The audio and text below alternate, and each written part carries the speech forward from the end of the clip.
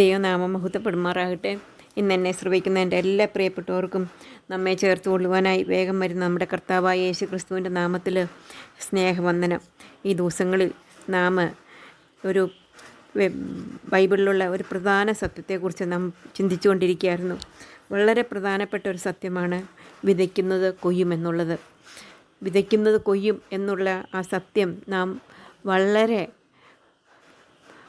ഗൗരവത്തോടു കൂടെ അറിഞ്ഞിരിക്കേണ്ട ഒരു സത്യമാണ്, ഒരു നിയമമാണ്. അതുകൊണ്ട് ആ നിയമം ലംഘിച്ചാൽ വിതയ്ക്കുന്ന നാം കൊയ്യുമെന്ന് അറിഞ്ഞില്ലെങ്കിൽ നമ്മുടെ ജീവിതത്തിൽ അനേക തെറ്റുകൾ ഉണ്ടാകുവാനായിട്ട് ഇടയാകും. അതിൻ്റെ കോൺസിക്വൻസ് നാം അനുഭവിക്കേണ്ടതായിട്ട് വരും. എന്നാൽ നാം വിതയ്ക്കുന്നതെല്ലാം നാം കൊയ്യുമെന്ന് മനസ്സിലാക്കിയാൽ നമ്മുടെ ജീവിതത്തിൽ നമുക്ക് നല്ലത് വിതയ്ക്കുവാനായിട്ട് നമുക്ക് സാധിക്കും. ദൈവം നമുക്ക് രണ്ട് തരത്തിലുള്ള വിത്ത് തന്നിട്ടുണ്ട്. ജഡത്തിൻ്റെ വിത്തും തന്നിട്ടുണ്ട്, ആത്മാവിൻ്റെ വിത്തും തന്നിട്ടുണ്ട്. നാം ഈ ദിവസങ്ങളിലെല്ലാം ജഡത്തിൻ്റെ വിത്തുകളെക്കുറിച്ചാണ് പഠിച്ചുകൊണ്ടിരിക്കുന്നത്. ജഡത്തിൻ്റെ വിത്തുകൾ നമ്മളുടെ എന്ത് ജഡത്തിൻ്റെ വിത്തുകൾ അത് വിതച്ചാൽ അത് സംഭവിക്കും, അതിൻ്റെ കോൺസിക്വൻസ് എന്താണ്, ജഡത്തിൻ്റെ വിത്ത് വിതച്ചാൽ ജഡത്തിൻ്റെ ഫലം നാം കൊയ്യും എന്നുള്ളത് നാം അനേക എക്സാമ്പിളിൽ കൂടെ, അനേകരുടെ ജീവിതത്തിൽ കൂടെ നാം അത് കണ്ടു.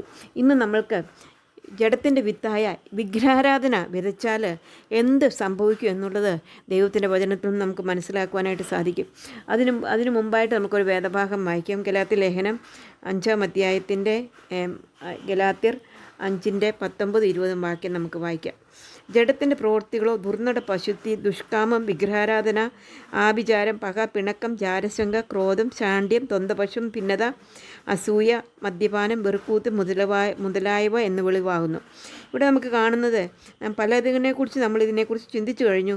ഇന്ന് നമ്മൾ വിഗ്രഹാരാധന എന്നുള്ളതാണ് ഇവിടെ പറയുന്നുണ്ട്. വിഗ്രഹാരാധന അത് ജഡത്തിൻ്റെ പ്രവൃത്തി അല്ലെങ്കിൽ ജഡത്തിൻ്റെ വിത്താണ് എന്നുള്ളത് നമുക്ക് മനസ്സിലാക്കുവാനായിട്ട് സാധിക്കും. അപ്പോൾ വേദപുസ്തകത്തിൽ നാം ജഡത്തിൻ്റെ പല വിത്തുകൾ വിതച്ചവരെക്കുറിച്ച് നമ്മൾ കണ്ടു, അതിൻ്റെ കോൺസിക്വൻസും നാം കണ്ടു. ഇന്ന് നമുക്ക് വിഗ്രഹാരാധന വിതച്ചാൽ എന്ത് സംഭവിക്കുമെന്നുള്ളത് നമ്മൾക്ക് ദൈവത്തിൻ്റെ വചനത്തിൽ നിന്ന് മനസ്സിലാക്കുവാനായിട്ട് സാധിക്കും. അതിനായിട്ട് നമുക്ക് ആദ്യമായിട്ട് പുറപ്പാട് പുസ്തകം 19-ാം അധ്യായത്തിൻ്റെ നമുക്ക് എല്ലാവർക്കും അറിയാവുന്നൊരു വാക്യമാണ്. 19-ന്റെ-20-ാം വാക്യത്തിൽ ഇവിടെ നാം കാണുന്നത് ഇസ്രായേൽ മക്കൾ പുറപ്പെട്ടു, അവർ സീനായി പർവ്വതത്തിൽ വന്നു. സീനായി പർവ്വതത്തിൽ എത്തിയപ്പോൾ കർത്താവ് പറഞ്ഞു, ഇവിടെ മോശയോട് കയറി വരുവാനായിട്ട് പറഞ്ഞു. സീനായി പർവ്വതത്തിൽ ദൈവം അവർക്ക് ചട്ടങ്ങളും കൽപ്പനകളും കൊടുക്കുവാനായിട്ട് മോശയെ മേളിൽ സീനായി പർവ്വതത്തിലേക്ക് വിളിക്കുന്നതായിട്ട് കാണുന്നുണ്ട്. അതിനു മുമ്പായിട്ട് നമുക്ക് 20 മുതലുള്ള വാക്യം ഒന്ന് വായിക്കാം. പുറപ്പാട് പുസ്തകം 19-20 മുതലുള്ള യഹോവ സീനായി പർവ്വതത്തിൻ്റെ കൊടുമുടിയിൽ ഇറങ്ങി. യഹോവ മോശയെ പർവ്വതത്തിൻ്റെ കൊടുമുടിയിലേക്ക് വിളിച്ചു. മോശ കയറി ചെന്നു. യഹോവ മോശയോട് കൽപ്പിച്ചെന്തെന്നാൽ, ജനം നോക്കേണ്ടതിന് യഹോവയുടെ അടുക്കൽ കടന്നു വന്നിട്ട് അവരിൽ പലരും നശിച്ചു പോകാതിരിപ്പാൻ ഇറങ്ങി ചെന്ന് അവരോട് അമർച്ചയായി കൽപ്പിക്കുക എന്ന് പറഞ്ഞു. അവിടെ 17 മുതലുള്ള വാക്യത്തിൽ നമുക്കവിടെ കാണുവാനായിട്ട് സാധിക്കും. ദൈവത്തെ എതിരേൽപ്പാൻ മോശ ജനത്തെ പാളയത്തിൽ നിന്ന് പുറപ്പെടുവിച്ചു.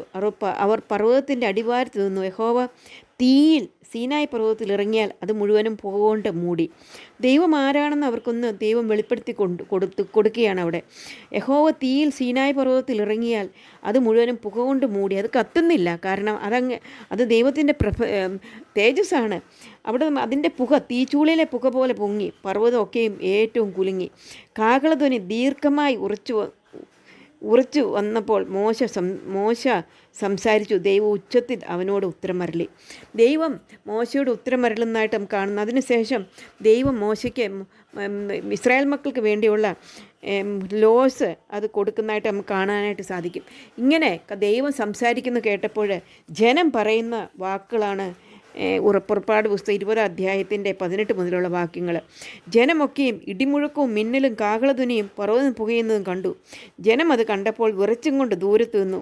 അവർ മോശയോട്, നീ ഞങ്ങളോട് സംസാരിക്കാൻ ഞങ്ങൾ കേട്ടുകൊള്ളാം, ഞങ്ങൾ മരിക്കാതിരിക്കേണ്ടതിന് ദൈവം ഞങ്ങളോട് സംസാരിക്കരുതേ എന്ന് പറഞ്ഞു. മോശ ജനത്തോട്, ഭയപ്പെടേണ്ട, നിങ്ങളെ പരീക്ഷിക്കേണ്ടതിനും നിങ്ങൾ പാപം ചെയ്യാതിരിപ്പാൻ അവെങ്കിലുള്ള ഭയം നിങ്ങൾക്ക് ഉണ്ടായിരിക്കേണ്ടതിനും അത്രേ ദൈവം വന്നിരിക്കുന്നു എന്ന് പറഞ്ഞു. അങ്ങനെ ജനം ദൂരത്ത് നിന്നു. മോശയോ ദൈവം ഇരുന്ന ഇരുട്ടിന് അടുത്ത് ചെന്നു. മോശയോട് സംസാരിക്കുന്നതിനായിട്ടും ഈ ജനത്തെ നടത്തുന്നതിനായിട്ടും മോശയ്ക്ക് അഡ്വൈസ് കൊടുക്കുന്നതിനായിട്ടും മോശ ദൈവത്തിൻ്റെ അടുത്തേക്ക് ചെല്ലുവാനായിട്ട് ദൈവം കൽപ്പിക്കുകയും അങ്ങനെ മോശ അടുത്ത് ചെല്ലുകയും ചെയ്തു. എന്നാൽ മോശ ഈ ദൈവത്തെ ആ ദൈവത്തിൻ്റെ ശക്തി ഇവർ മനസ്സിലാക്കി.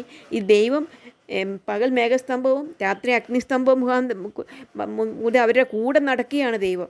അങ്ങനെ നടന്ന ആ ദൈവത്തിൻ്റെ മഹത്വം അവർക്ക് മനസ്സിലാക്കി കൊടുത്തു. എന്നിട്ടും കുറച്ച് കഴിഞ്ഞപ്പോൾ മോശ പർവ്വതത്തിൽ നിന്ന് ഇറങ്ങുവാൻ താമസിച്ചു എന്ന് കണ്ടപ്പോൾ അവിടെ നമുക്ക് പുറപ്പാട് 32-ന്റെ 1-ാം വാക്യത്തിൽ നാം കാണുന്നത്, എന്നാൽ മോശ പർവ്വതത്തിൽ നിന്ന് ഇറങ്ങി വരുവാൻ താമസിക്കുന്നുവെന്ന് ജനം കണ്ടപ്പോൾ ജനം അഹ്റോൻ്റെ അടുക്കൽ വന്നുകൂടി അവനോട്, നീ എഴുന്നേറ്റ് ഞങ്ങളുടെ മുമ്പിൽ നടക്കേണ്ടതിന് ഒരു ദൈവത്തെ ഉണ്ടാക്കി തരിക. ഞങ്ങളെ മിസ്രൈം ദേശത്ത് നിന്ന് പുറപ്പിടിച്ചു കൊണ്ടുവന്ന പുരുഷനായ മോശയ്ക്ക് എന്ത് സംഭവിച്ചു എന്ന് അറിയുന്നില്ല. നമുക്കറിയാം, ദൈവത്തിൻ്റെ കൽപ്പനയാണ് ഒരു വിഗ്രഹവും ഉണ്ടാക്കരുത്. മീതെ സ്വർഗത്തിലെങ്കിലും താഴെ ഭൂമിയിലെങ്കിലും ഭൂമിക്ക് കീഴെ വെള്ളത്തിലെങ്കിലും ഉള്ള യാതൊന്നിൻ്റെയും പ്രതിമയായിരുന്നു. ദൈവം വളരെ കർശനമായിട്ട് ഇസ്രായേൽ മക്കൾക്ക് കൊടുത്ത കൽപ്പനയാണ് വിഗ്രഹം ഉണ്ടാക്കരുത് എന്നുള്ളത്. എന്നാൽ ഇവിടെ ജനം പറയുകയാണ്, ഞങ്ങൾക്കൊരു വിഗ്രഹത്തെ ഉണ്ടാക്കി തരിക.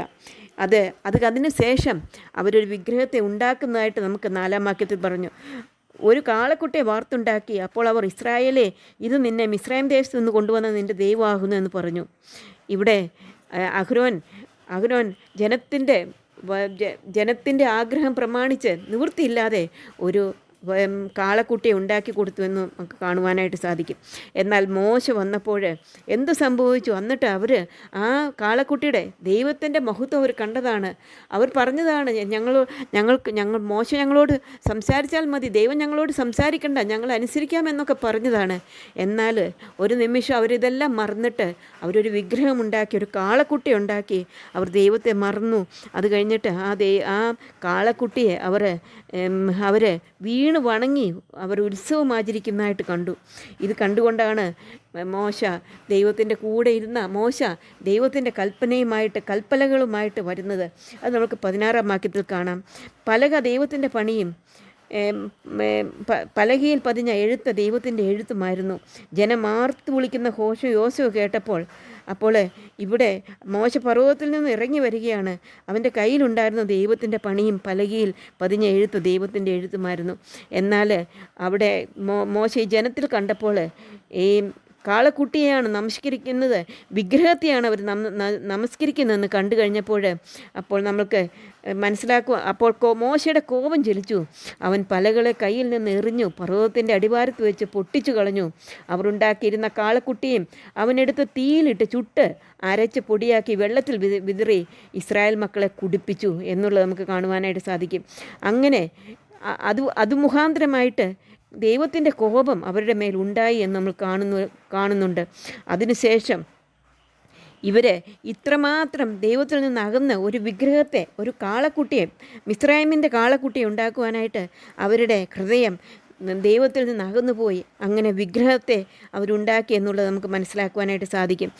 അതിൻ്റെ ഫലം എന്നുള്ളത് നമുക്ക് പിന്നെയും കാണുവാനായിട്ട് സാധിക്കും. അത് മുഖാന്തരമായിട്ട് അന്ന് പുറപ്പാട് 32-ന്റെ നമുക്ക് 24-ാം വാക്യത്തിൽ നാം കാണുന്നത്, ഞാൻ അവരോട് പൊന്നുള്ള അപ്പോൾ അഹ്റോനോട് ചോദിക്കുന്നുണ്ട്, നീ എന്തുകൊണ്ടാണ് ഇത് ചെയ്തതെന്ന്. അപ്പോൾ അഹ്റോനെ തന്നെ നീതീകരിക്കുകയാണ് ചെയ്തതെന്ന് മനസ്സിലാക്കുവാനായിട്ട് സാധിക്കും. അതിൻ്റെ 28-ാം വാക്യത്തിൽ ലേവ്യർ മോശ പറഞ്ഞതുപോലെ ചെയ്തു. അന്ന് ഏകദേശം 3000 പേർ വീണു. ഈ വിഗ്രഹാരാധനയുടെ ഫലമായിട്ട് 3000 പേർ മരിക്കുന്നതിന് ഇടയായിട്ട് തീർന്നു. വിഗ്രഹാരാധന എന്ന പാപം, വിഗ്രഹാരാധന വിധിച്ചു കഴിഞ്ഞാൽ എത്രയോ അത് നശിപ്പിക്കുന്നതാണ്. വിഗ്രഹാരാധന വിധിച്ചാൽ അതിൻ്റെ ഫലം അതിൻ്റെ കോൺസിക്വൻസ് എത്ര അധികമാണ് എന്നുള്ളത് നമുക്ക് ഇവിടെ നിന്ന് മനസ്സിലാക്കുവാനായിട്ട് സാധിക്കും. മാത്രമല്ല, ദൈവത്തിൻ്റെ പണിയും പലകയിൽ പതിഞ്ഞ എഴുത്ത് ദൈവത്തിൻ്റെ എഴുത്തുമായിരുന്നു. അത് പൊട്ടിച്ചു കളയുവാനും നശിച്ചു പോകുവാനും ഇടയായിട്ട് തീർന്നു എന്ന് മനസ്സിലാക്കുവാനായിട്ട് സാധിക്കും. ദൈവത്തിന് എത്ര ദുഃഖമുണ്ടായി കാണും. താൻ തന്നെ എഴുതി കൊടുത്തതായിട്ടുള്ള പലക അത് നശിച്ചു പോകുവാനായിട്ട് ഇടയായിട്ട് തീർന്നു. എന്തുകൊണ്ട് വിഗ്രഹാരാധനയാണ്. അപ്പോൾ നമ്മൾക്കറിയാം, വിഗ്രഹാരാധന വിതച്ചാൽ നാശം കൊയ്യും. നമ്മൾ ആദ്യം വായിച്ചതാണ്, ജഡത്തിൻ്റെ പ്രവൃത്തികൾ വിതച്ചാൽ, ഗലാത്യ ലേഖനത്തിൽ അത് വളരെ വ്യക്തമായിട്ട് പറയുന്നുണ്ട്. ജഡത്തിൻ്റെ പ്രവൃത്തികൾ വിതച്ചു കഴിഞ്ഞാൽ നാശം കൊയ്യുമെന്നുള്ളത് ദൈവത്തിൻ്റെ വചനം വളരെ വ്യക്തമായിട്ട് പറയുന്നുണ്ട്. ഇവിടെ നമുക്ക് കാണാം, അവർ വിഗ്രഹാരാധന വിതച്ചു, അതിൻ്റെ ഫലം അവർ നാശം കൊയ്തു എന്ന് നമുക്ക് കാണാം. ആകയാൽ അതുകൊണ്ട് ഇവിടെ പറയുകയാണ്, തക്ക സമയത്ത് നാം കൊയ്യും. അതുകൊണ്ട് നാം എന്ത് ചെയ്യണം? നാം ഒരിക്കലും ജഡത്തിൻ്റെ വിത്ത് വിതയ്ക്കുവാനായിട്ട് പാടില്ല. ജഡത്തിൽ വിതയ്ക്കുന്നവൻ ജഡത്തിൽ നിന്ന് നാശം കൊയ്യും. ഇവിടെ കാണുന്നതാണ്, ജഡത്തിൽ വിതയ്ക്കുന്നവൻ ജഡത്തിൽ നിന്ന് നാശം കൊയ്യും. അതേ സഹോദരിമാരെ, നമ്മുടെ ജീവിതത്തിൽ ജഡത്തിൻ്റെ വിത്ത് വിതച്ചാൽ, നമ്മൾ അനേക ജഡത്തിൻ്റെ വിത്തുകളെക്കുറിച്ച് ഈ ദിവസങ്ങളിൽ പഠിച്ചുകൊണ്ടിരുന്നു. ജഡത്തിൻ്റെ വിത്ത് വിതച്ചാൽ നാശം കൊയ്തതായിട്ടും നാം കണ്ടു. നമ്മുടെ ജീവിതത്തിൽ ജഡത്തിൻ്റെ വിത്ത് വിതയ്ക്കാതെ ആത്മാവിൻ്റെ വിത്ത് വിതയ്ക്കുവാനായിട്ട് കർത്താവ് നമ്മളെ സഹായിക്കട്ടെ. അവൻ്റെ വലിയ നാമം മഹത്വപ്പെടുമാറാകട്ടെ.